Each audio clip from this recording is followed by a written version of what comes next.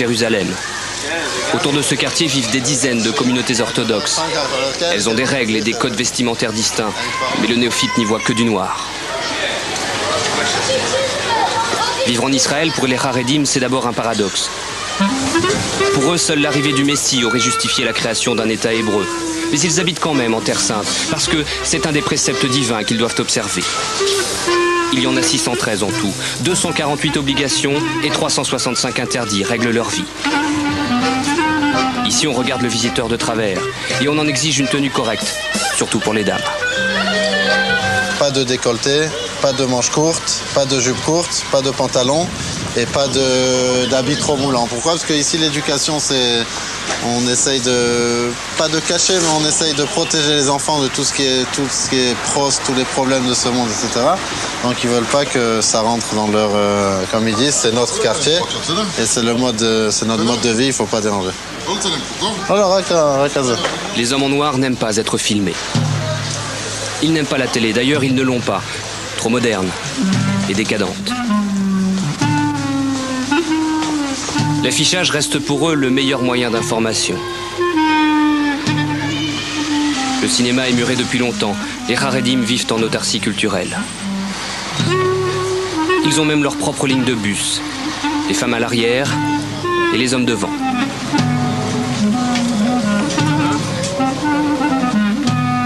Ici, un réparateur de poussettes ne connaît pas le chômage. C'est l'accessoire numéro 1 des familles orthodoxes, dont la natalité est galopante. De briques et de broc, les appartements sont toujours en travaux. Les enfants poussent les murs, littéralement. Ici, plus la famille elle grandit, chaque année il faut rajouter un petit balcon et chaque année il faut murer le balcon de l'année précédente pour transformer ça en chambre pour les enfants. D'abord les enfants ils viennent, ensuite on s'adapte.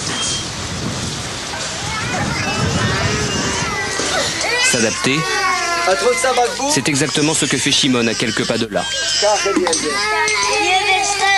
Quelques gâteaux et l'on va peut-être pouvoir s'entendre. 14 enfants, ça fait du bruit. Bravo madame, vous avez bien du courage. Chaque matin, votre mari remercie Dieu de ne pas l'avoir fait femme et vous gardez la foi. Le premier commandement de la Torah, c'est croisser et multiplier sur cette terre. Dieu nous a commandé de peupler la terre. Et parce que nous apportons des enfants, Dieu nous offre ses bienfaits, sa Torah et beaucoup de joie.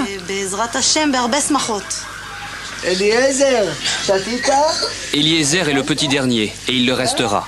Le rabbin, unique décideur en matière de contraception, a autorisé ses parents à souffler un peu.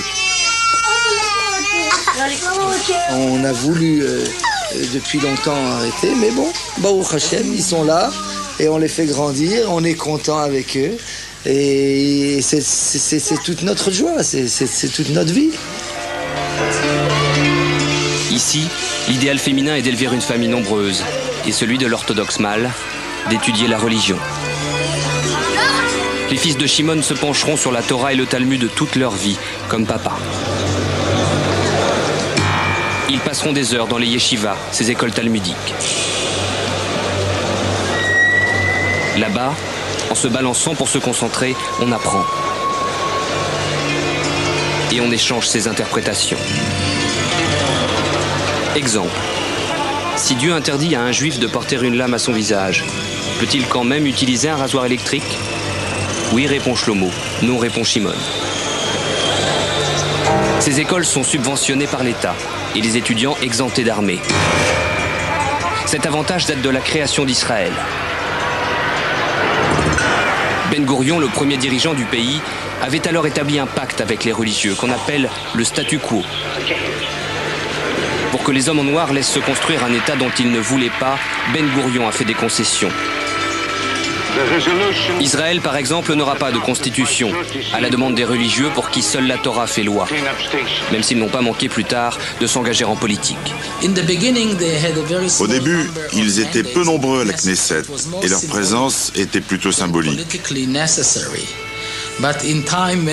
Mais par la suite, quand le paysage politique s'est vraiment dessiné avec une droite et une gauche, les partis religieux ont grandi.